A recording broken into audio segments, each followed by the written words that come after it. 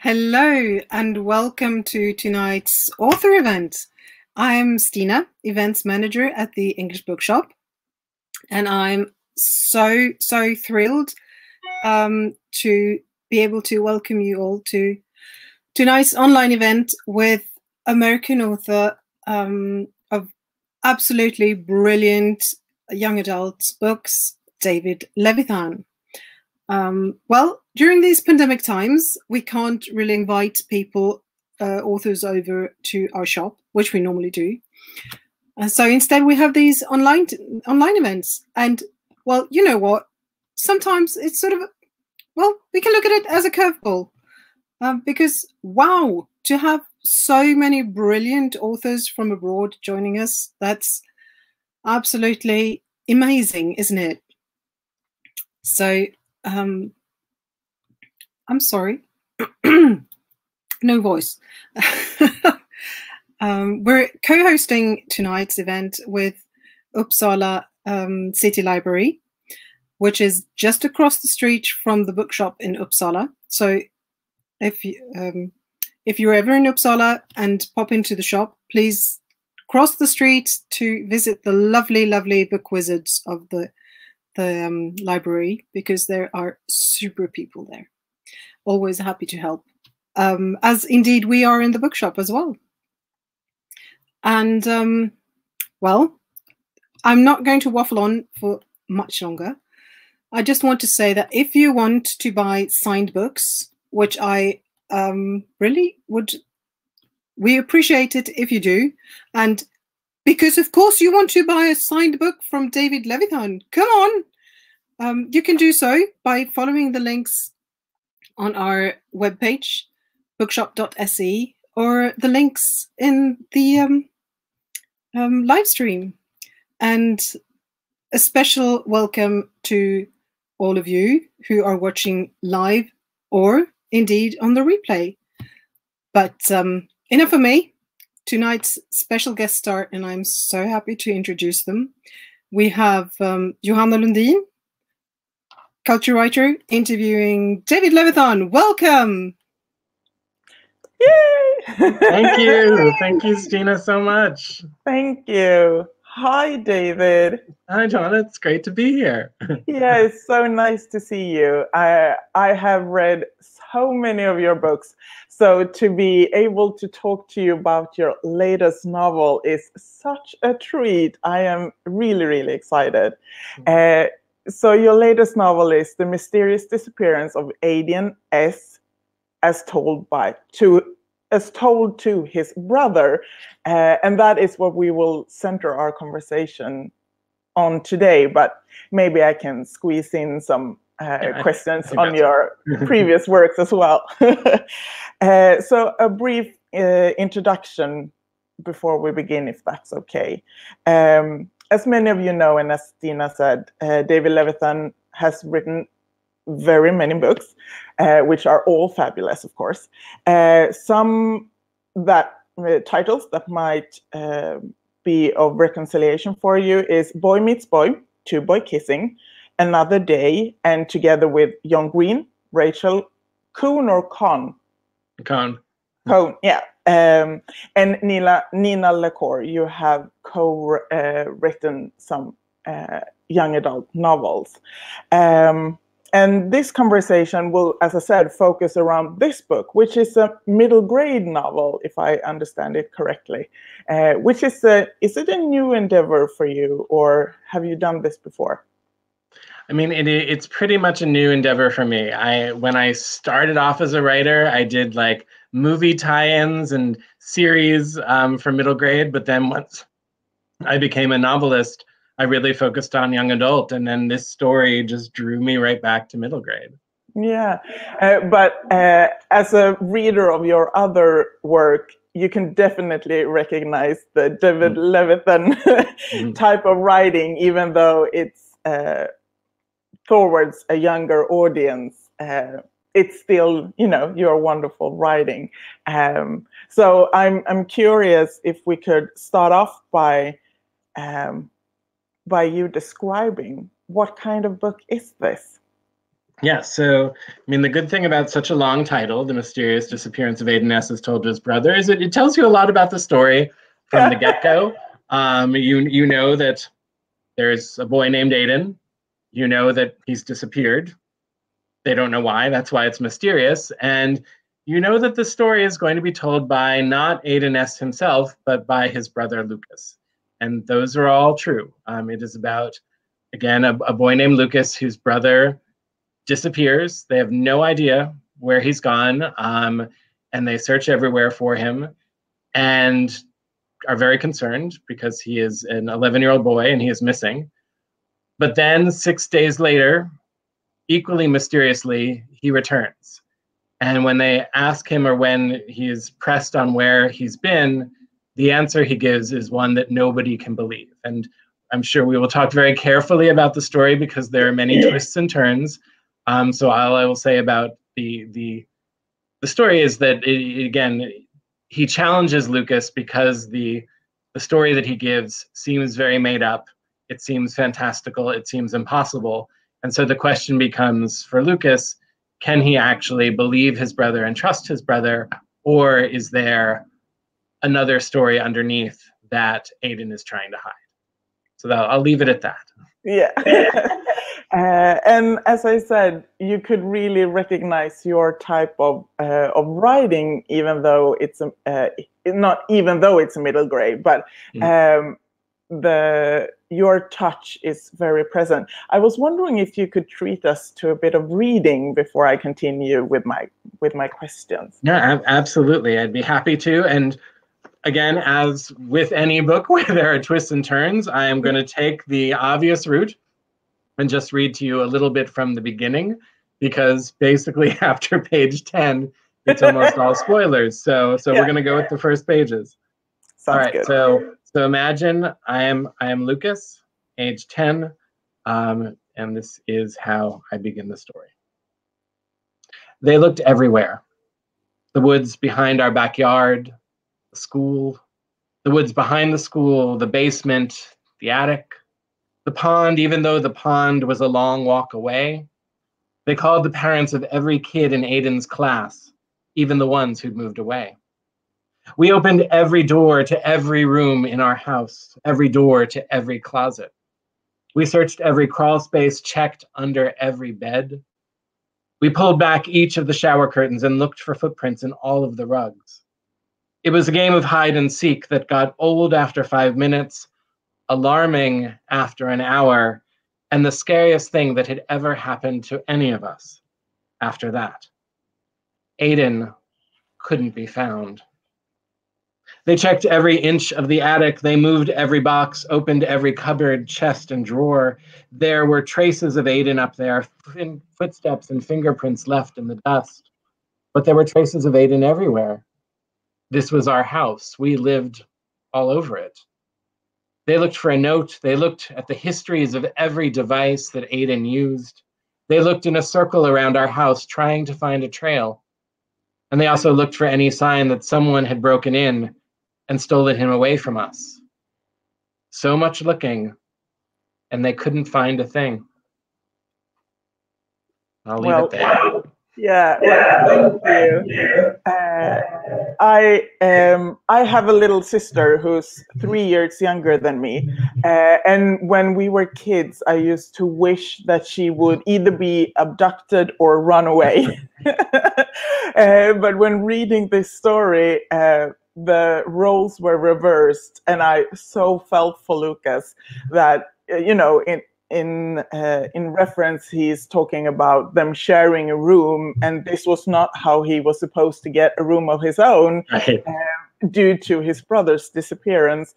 So this touched a very personal nerve for me. What would happen if my sister would have, left and no one knew where she was?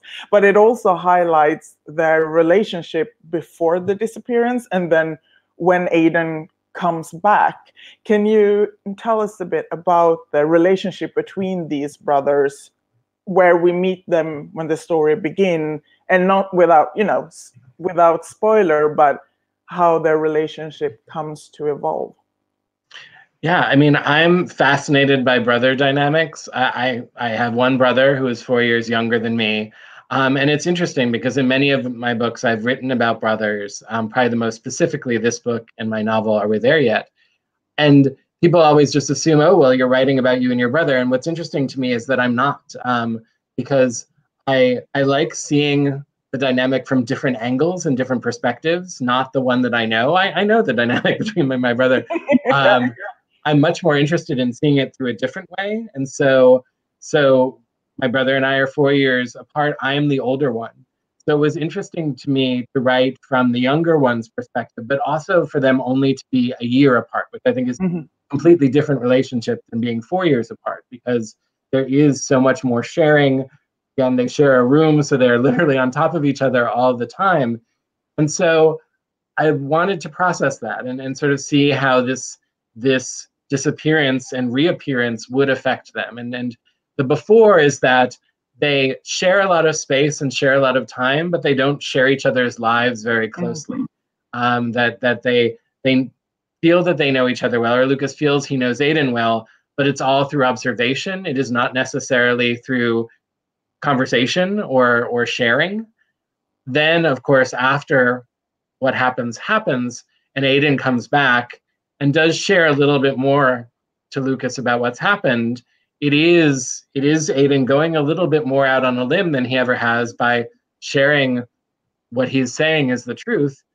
And then Lucas has to figure out, how do you respond to that, especially if the truth is one that you just cannot believe, but you want to, because it does mean that you are growing closer to this person because they are trusting you with their version of the truth. So it's very complicated, to say the least, but it was very interesting for me to explore. And I thought, again, specifically that dynamic of two brothers 1 year apart was an interesting way to explore it. Definitely. And the sibling relationship in general, I find that very, very fascinating, since I am a sibling myself. And also this relationship that you that you find yourself in with a person that you have known your entire life, and the ups and downs that relationship will go through. And I so felt for both brothers, and just, I know they are fictional, but I'm like, may they stay close, growing up as well, because the seed is really there for it to blossom into a very close relationship. And I find that the story about their relationship is, for me, one of the core part of the story, how they, come together, but also have their differences. As just because you are brothers doesn't mean that you're totally alike. Right. Yeah. So they are very, very beautifully portrayed. But as I said, you are mainly known for writing YA novels. So how did this story come to you? And did you know from the get-go that it was going to be middle grade or a YA novel? It's interesting. I mean, for me, I always start, all of my writing basically starts with a premise. And whether it's waking up every day in a different body, or in this case, what if your brother disappeared and then came back with a story that you couldn't believe? Like I take that one sentence, what am I going to explore? And then I build it around that. And for this, that question of if your brother disappeared for 6 days and came back with a story you didn't believe, it just felt that the brothers would have to be young. It became a middle grade book because the story appeared to me and the characters were 10, 11, 12. I knew it was going to be in that range, because I felt that if they were teenagers, it would be a completely different experience. And the reaction to Aidan's story would be very different if he were 16 or 17 versus 12 or 13. Sure. So that really dictated it. But I will say, with one exception, I wrote it the same way. I mean, I always sit down and I just write and find out the story by writing the story. So I didn't approach it any differently than a YA novel. The only thing I did differently, which has fascinated my author friends to no end, is knowing that it was going to be middle grade. While I was writing it, I made the font on my document bigger than it usually is, because I always wanted to remember that I was writing for a slightly younger audience. Yeah. And just having the bigger type reminded me of that, because it mirrors the type in the book. And as you said earlier, I do feel it being a middle grade book only means that middle grade readers are included in the readers for it. It doesn't mean that the middle grade readers are the only readers for it. I think absolutely all of my young adult readers could read it and find it very satisfying. Adult readers have read it and found it satisfying, but I love the fact that a new group of readers is included in the story in a way that they really can't be included in most of the other books that I've written. So that was fun to explore. And the other thing I should add is it also was a way of me really paying tribute to all of the books that I loved when I was a middle grade reader, because I think as much as books mean a lot to me now and meant a lot to me as a teenager, I don't think they've ever meant as much to me as they meant to me when I was 9, 10, 11. Like, that is how I learned the world, is through them. And how I learned storytelling was absolutely through all of the books that I read at that age. And I tried to put a lot of their spirit into this book. Wonderful. And also imagine being a middle grade kid reading this and then realizing I have tons of books by this amazing author to last me into adulthood. Yep, that's the hope. So that's yeah, I totally agree with you that any age can read it. And there are some things that I always have admired you for in your YA novel. As I said, you have brought to this book as well. So you staying true to who you are and what you write about for any age, which was very, I was very happy about it. And Another Day, as you mentioned, where we have a character who wakes up in a different kind of body every day. That is a story also that you need to buy into that premise for that story to work. So when I read this, I was like, David has done this before. I'm just trusting you and trusting Aidan when he tells us, about his disappearance. So there were some similarities. Could you agree with that comparison, that to Another Day, that novel? I mean, I will confess that I absolutely agree with it, but it was not until you made the connection with your question that I was like, oh, yes, that connection is there. I mean, which is one of the wonderful things about writing, is other people can see things that are really obvious that you didn't. So while I was writing Mysterious Disappearance, if you had been like, oh, is it similar to Every Day and Another Day and Someday, I've been like, well, no, they're kind of different. But of course, now when I think about it, because of your excellent question, I'm like, no, of course. The central dilemma of, can I believe what this person is saying because what they're saying is impossible, is absolutely a through line between that series and this book.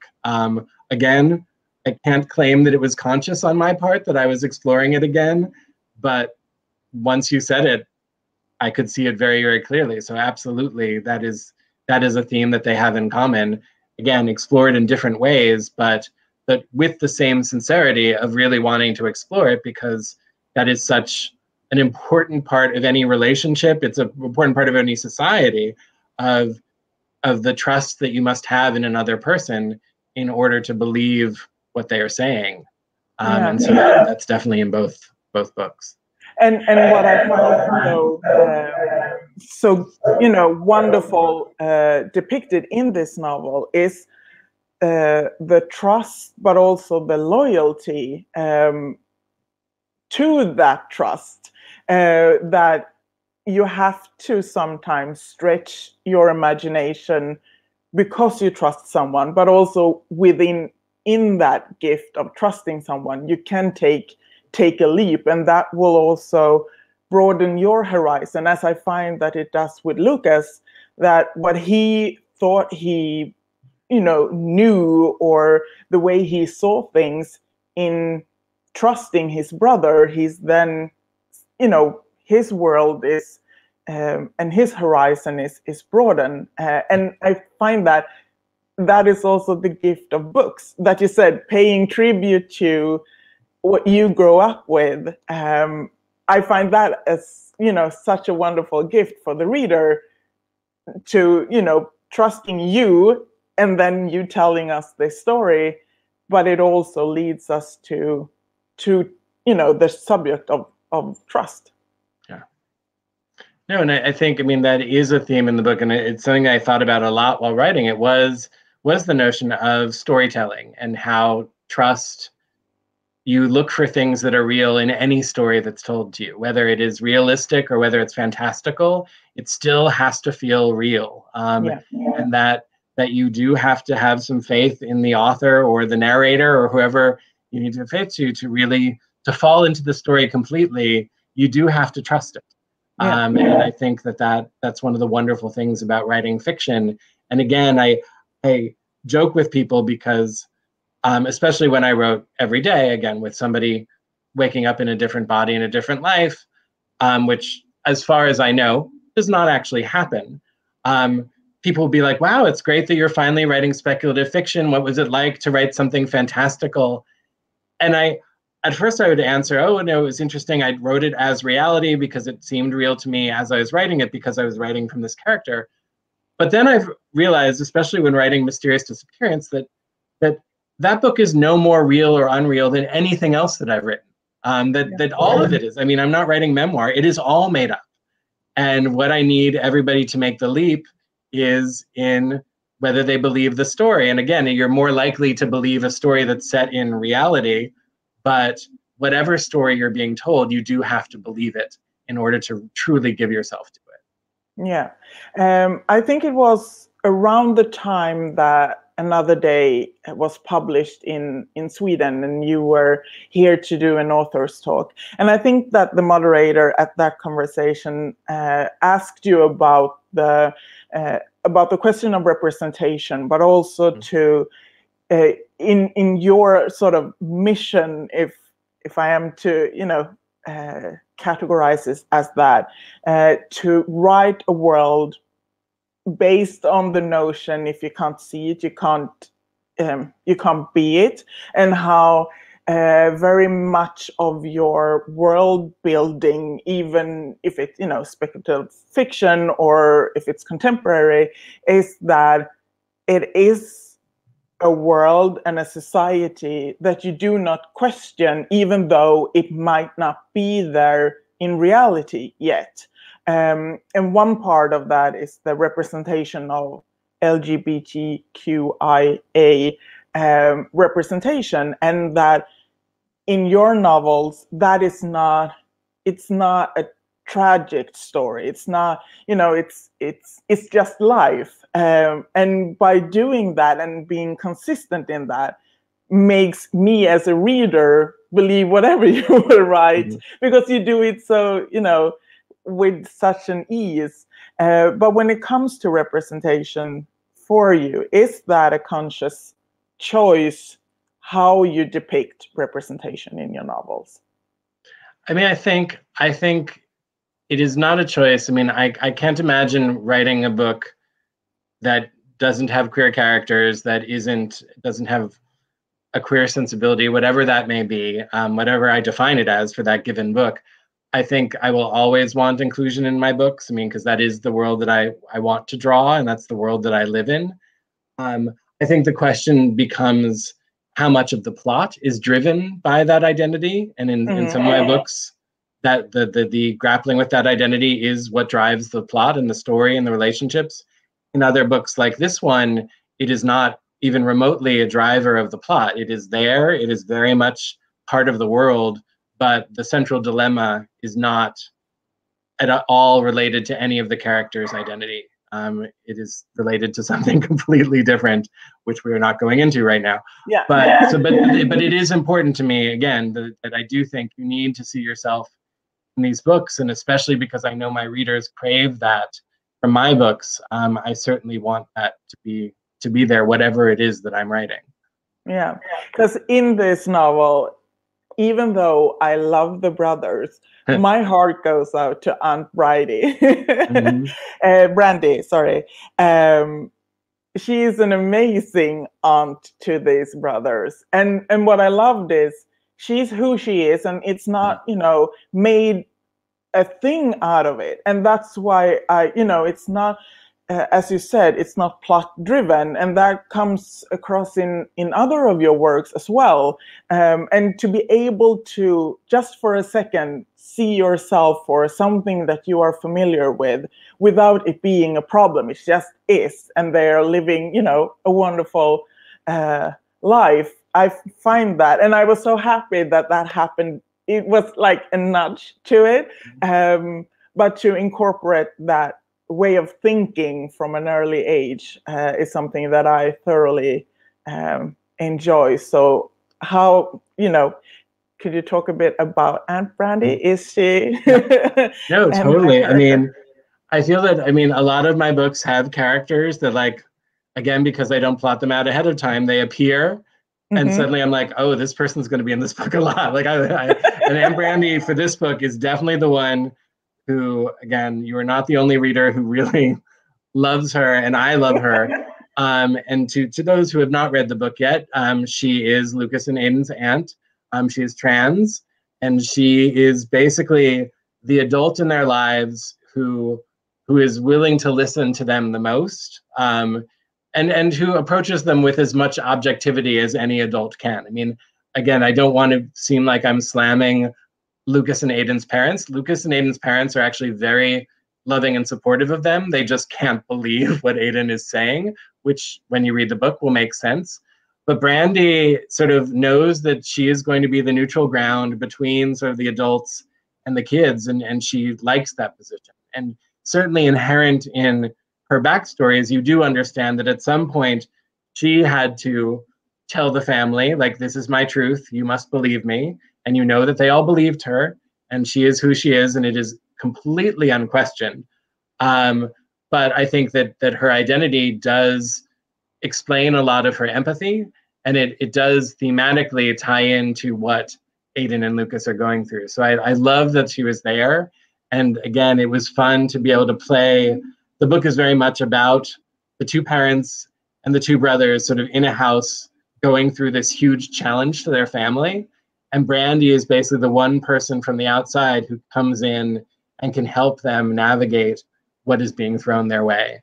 I will also say, because I feel I must give a shout out here, most of the time the names that I give characters are pretty arbitrary, and most of the time I don't picture characters in my head. But while I was writing this book, I was listening to a lot of Brandi Carlile, one of my favorite singer-songwriters, and I named the character Brandy probably because a Brandi Carlile song was playing as I wrote her first scene. And the minute I did that, like, my mental image of this character is Brandi Carlile, who is extraordinarily cool and like somebody who, like, I would want as my aunt. So I think there was a lot of wish fulfillment there too. But I got to make Brandi Carlile these boys' aunts in a slightly different way. Yeah. What I really appreciate is that the relationship with an adult outside of their parents that she represents, and to be there and fully listening, not judging. She's, you know, tell me how you're feeling, and just asking that question without an answer in mind, really being there and listening. It's what I really enjoyed. And, you know, she's witty and she's warm and kind, but as an adult outside of the parents, to be there, I find that is very important for kids to have, you know, an adult role model, but also someone that you could really talk to. So that's why I took her to heart. Yeah. So we have a lot of questions from Uppsala Public Library, who has an amazing teen book club, which meets monthly and read books and discuss them. And with all these events that we have had in collaboration with English Bookshop, they also send in some questions for the authors. So if you're ready, I will ask their questions, because they're way cooler than mine. And one of the first one is, what inspires you the most when you're writing? I mean, as strange as it sounds, I think the story inspires me the most. I mean, again, I do not outline, I do not know where the story is going to go. So in many ways, I write the story in order to find out the story, and there has to be something about it that is captivating me, or questions that I wanted to answer that make me keep writing. So I think that more than anything else, like I think I am completely inspired and buoyed by all of the wonderful comments that I get from readers, the knowing what my books can mean to readers, that certainly inspires me. But while I'm actually writing, like I've blocked out my life, I've blocked out the fact that I'm an author. I am purely in the story, and what keeps me going is genuinely just wanting to find out what happens next. But how does it then feel when you're nearing the end? I mean, it feels good. I mean, like it feels, if you looked at sort of the chart of how much time I spend on my books, like the endings almost always go quickly, because I'm in it, I'm in that zone, and I just want to see where it goes. And then once I reach the ending point, I know that it's the ending point. It's like, okay, this feels like the way to wrap it up. And so I can step away from it pretty cleanly, because I won't end the book until I feel satisfied that the story is over. So it's not that you dwell on it to prolong, the separation. No. Usually by the time I'm at the end already, the next book is sort of hanging out in the corner being like, hey, it's my turn. Look over here. Look at me. So I'm happy to end one story and move on to the next. Yeah. Another question that the librarian told me that the teens think about a lot is, how does it feel when you're writing? You sort of touched upon it in your previous answer. I mean, I will say, and I work in my day job as an editor, so I work with a lot of other authors, and I know that lots of different authors would give you lots of different answers to this question. I am very lucky because I just love it. Like when I'm writing, I feel, again, it's like watching a movie or like reading a book where I'm finding out what the story is. Like it's that same satisfaction of the story going well when it goes well. Certainly when I have no idea what to write next, it's a little frustrating and challenging. But when I'm actually in the zone of writing, it's just pleasurable, and pleasure even seems like the wrong word. I feel like I am where I should be. And that's just fascinating to me, and I just love it. But again, this is not to say that you're a failure at all if you sit down and it's not easy, or it's painful, or it's a struggle, because again, different authors have different reactions. And again, many of them have to plan out and know where they're going before they actually step off onto that map of the book. For me, I'm just lucky that my writing mind is wired that I can just go on the adventure and feel adventurous while I'm doing it, because it is such an unknown thing. Yeah. So how do you get your ideas from the book? As you said, it could be the idea of what if waking up in a different body every day, or what happens if you disappear. But is there any place in particular that you gather your inspiration from? I mean, honestly, it mostly is just, again, random questions occur to me or random thoughts happen, and I just grab at it, and a lot of times write it down in a notebook to come back to later. And most of my books have started with a very simple question or a very simple one-line premise that then I built on and built on and built on. And again, I think that's just the way that my writing mind works. Certainly, I want to write things that are relevant to readers, especially if I'm writing YA to teen readers or middle grade to middle grade readers. So I certainly want to write things that matter. And again, especially because I am very much a queer writer writing queer stories, a lot of the times I want to know, okay, what part of that experience or that identity will I be exploring in this book, and what are the implications of that? And so that will help me choose which of the many premises I have that I want to dedicate a year of my writing life to working on. But oftentimes it's that simple. Again, I know other authors who start with characters, they start with voice, they start with a setting, they have a scene in their head that they write and then figure out what the story is for that scene. For me, it's the question or the one line, what if? that gets me to write. Yeah, we have some very lovely questions in the comment section. Oh, great. And I saw that a Swedish teen writer, Anna Lund, which is very much like, if you like David Levithan's books, you will absolutely love Anna's as well. I have Awesome. read them all.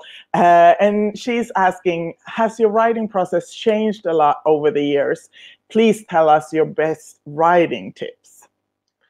I mean, again, it has not changed a lot. And what's interesting is I've experimented a bit. I have because I do believe as writers, and I say this all the time to the writers that I edit, you should try different ways of doing it to make sure that the way you're doing it is in fact the best way for you, because there's no right way or wrong way universally. There is a right way or wrong way for you. For me, again, I've tried outlining. I have tried to think about or plot out books ahead of time that I'm going to write. And for whatever reason, my mind just is not like that. And so I've come to peace with, there's something very scary about sitting down to write a book and not having any idea where it's going or what the ending is. But at this point, after I've written, again, probably a dozen solo books and an equal number of collaborations, I am at peace with the fact that when I start, I don't know where it's going, and that is part of my process to discover it as I go along. So again, that works for me. That does not work for all writers. I know plenty of writers who need to write a 50-page outline for a 200-page book, and that is how their writing mind works. So I think my general comment is to just try different things, but when you figure out the way that your writing mind works and you see what works for you, don't compare it to what other people do. Just compare it to how it makes you feel and how it works for your own writing, and embrace it if it works. And if it doesn't work, then keep trying different things until you find out what works. So has your process then changed over the years? Or No, has it stayed consistent? I mean, it's pretty much stayed consistent. Again, over the years, I've tried different things, but every time I've tried to do something different, in the end, I have curled back to where I started in not plotting things out and basically being spontaneous and improvisational in my novel writing. Yeah. So if you then find yourself stuck, you don't get, panic. Where is it going to go? You trust the process that it will, resolve itself. Yeah. If I get really, really stuck on something, then I know it's a sign to start something else. And I've definitely had novels where I've gotten well into them and got stuck and was like, okay, my mind is not here right now. I'm going to go do something else. And then my mind eventually has made it back to the story. So certainly I don't put the pressure on myself to be like, you have to keep at this even if you're not feeling it. But again, once I get to a certain point of the book, usually there's no going back and I'm feeling it. And I just put my head down and I try to take some time off of work and I finish it while I'm in that zone to finish it. Yeah. Like taking a shower or taking a walk, and it's, the idea just pops into your head. We have one question from Charlotte. This middle grade novel is a new direction after your recent work in YA. Are there other new directions you would like to take with your writing someday? And that is a great question. And yes, the answer is that there are definitely some directions I want to take. I will say, again, it hasn't been announced yet, but I'll be vague enough to say I have written my second middle grade. And so it is very different from this one, but it is more in line with my YA books as far as themes and queerness. And I loved doing that, loved doing something, again, structurally that's very different. This structurally is very straightforward. It's very linear. It's one narrator throughout. The next book does many different things. And again, I'll just be mysterious there and say no more. I will also say, if you look at my complete collection, my second book, Realm of Possibility, was in verse. And I have wanted to go back and write a verse novel or a verse collection ever since. Again, other ideas keep coming in, but there's one that I'm very slowly working on. But that is something that I have done before, but there are so many different ways to do it that I am hoping that I will not write or just write prose novels in the future, but that I will go back to writing novels in verse or poetry novels too, because I love that form. I love editing that form. I love writing that form. And so I do want to get back to that at some point too. Well, I will make space on my David Levithan shelf, that's for sure. So just keep them coming. And we have one question from Paula. How does it work, writing together with someone else who writes what? Yeah, so I love collaborating because, and it actually goes very, very closely with the previous answer, because I am somebody who makes it up as he goes along and does not plan out. It makes it very easy to share a book with another person because they will always take it in a direction you might not have guessed it would go, especially when I write with Rachel Cohn. So how it works is that we always alternate chapters. So in the case of Rachel, who I've collaborated with the most, we've written 6 books together. Dash and Lily, one of our books was just made into a Netflix series. And how we write is basically one of us will start. We will have, again, that 1-line or 2-line premise. So for Dash and Lily, it was basically 2 teens and a cat and mouse chase around New York City during Christmas. And so that is all we will say to each other.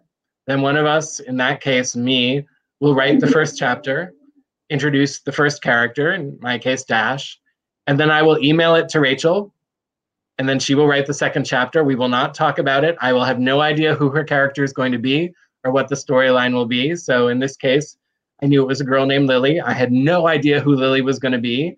But then when Rachel sends her chapter back to me, I get to meet Lily, and suddenly we're in the story. And then we go back and forth, again, not outlining, not planning, just letting the characters live out the night or live out the week or whatever the period of time is.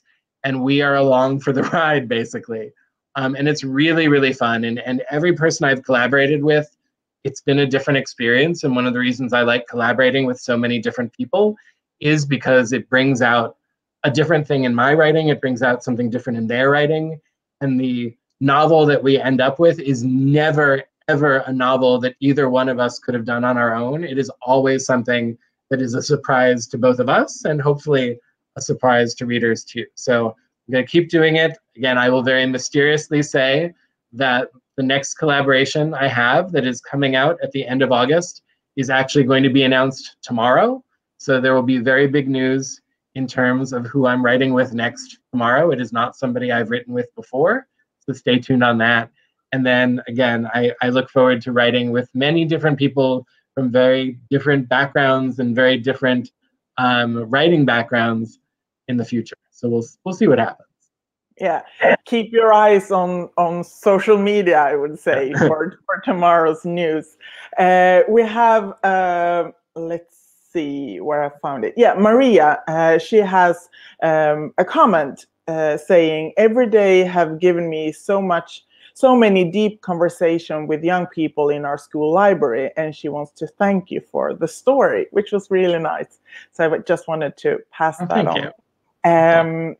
And Anna, again, has a question. I loved your Brandy Carlisle story. And I remember you saying that Dash in Dash and Lily lied about going to Sweden for Christmas because of the cold Swedish winter. And Jens Lekman that you listen to while writing. Does music influence you a lot? Has it slipped in to any other of your books? Anna, that you remembering that about Dash and Lily and Jens Lekman's song makes me so happy, I have to say. And yes, I mean, there are a number of my books that are named after songs or named after lyrics of songs.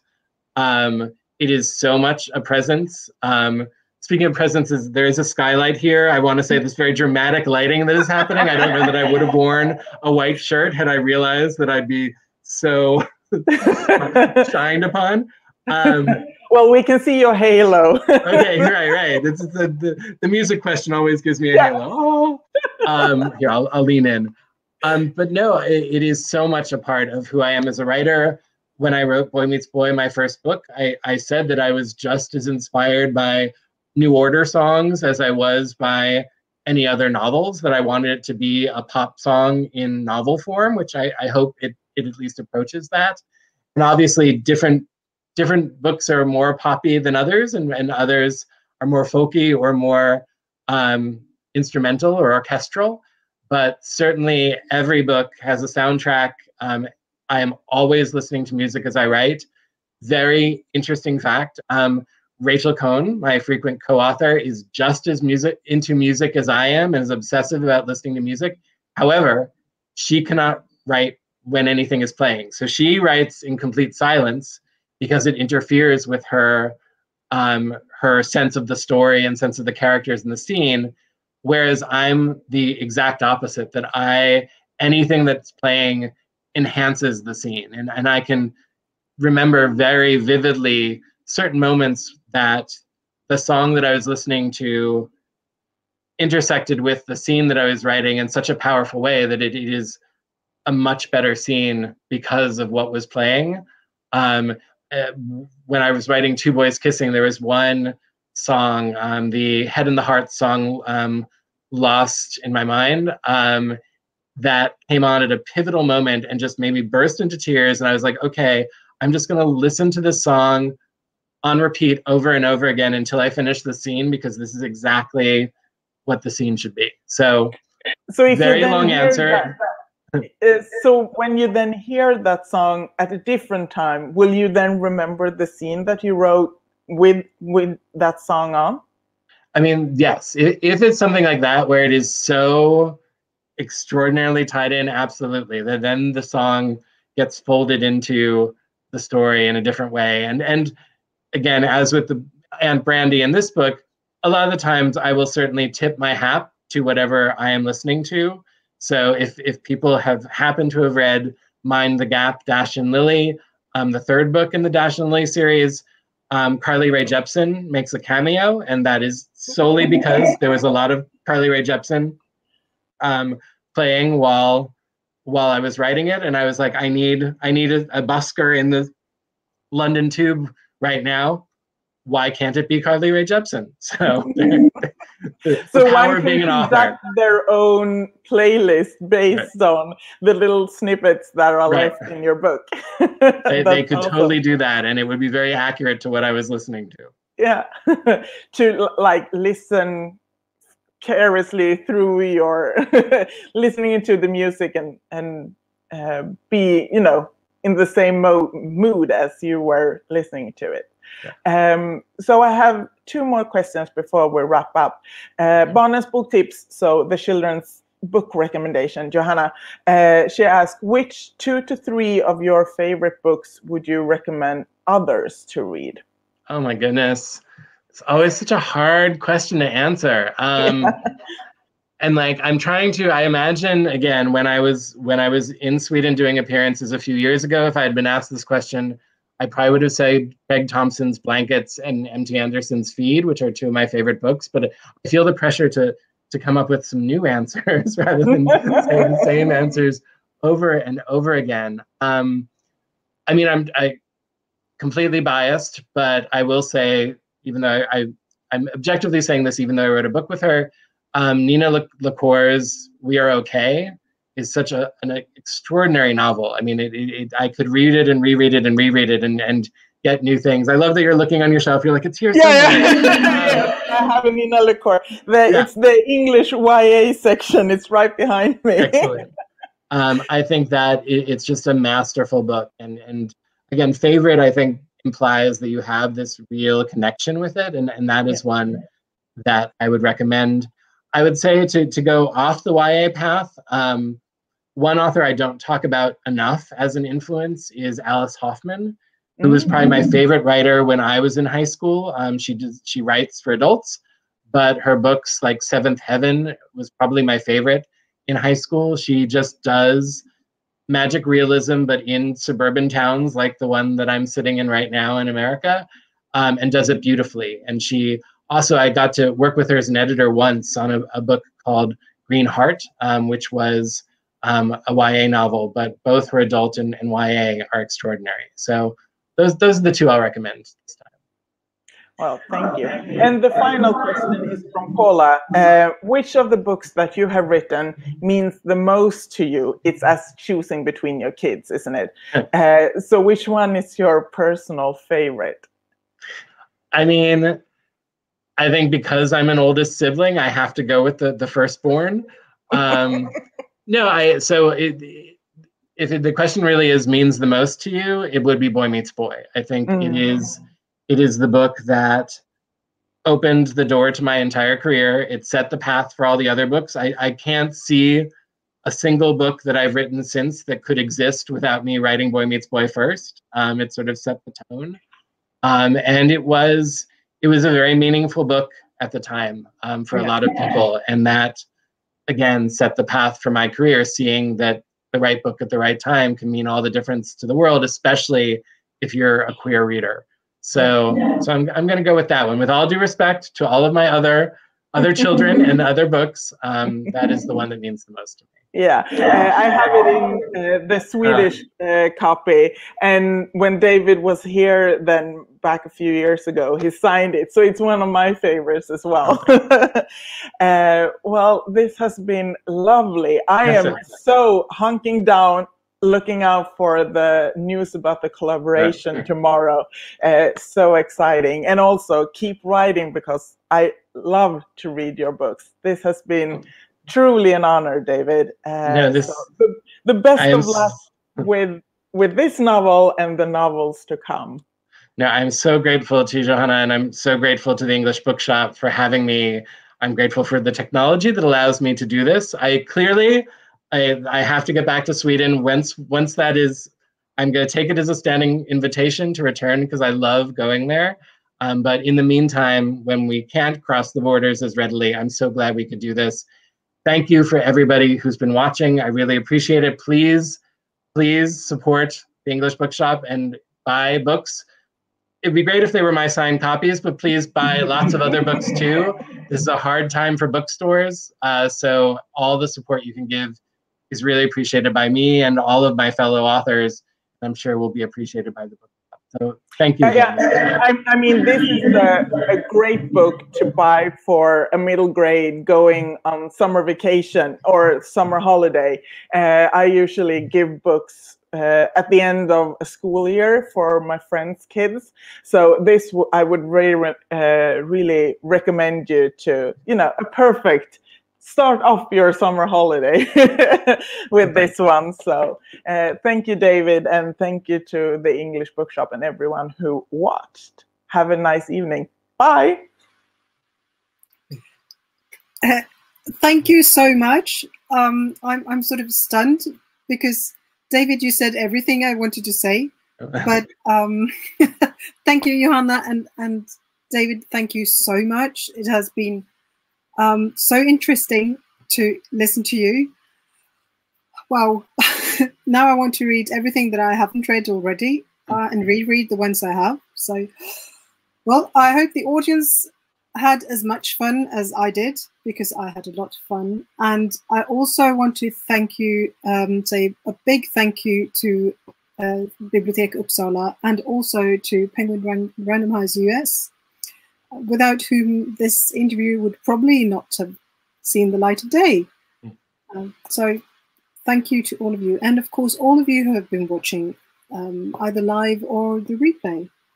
And again, the link for the signed books is available on our webpage, bookshop.se. Thank you so much, all of you. And hopefully we'll see you here again, because we have many other things coming up. Indeed we do. Next week, is it? Yep, it's next week, Monday 17th. We have the British crime writer Anne Cleves. And on June 3rd, we will meet up with fantasy author Victoria Aveyard. So we have much to look forward to. Thank you so much. Good night. Bye-bye. Bye. Bye.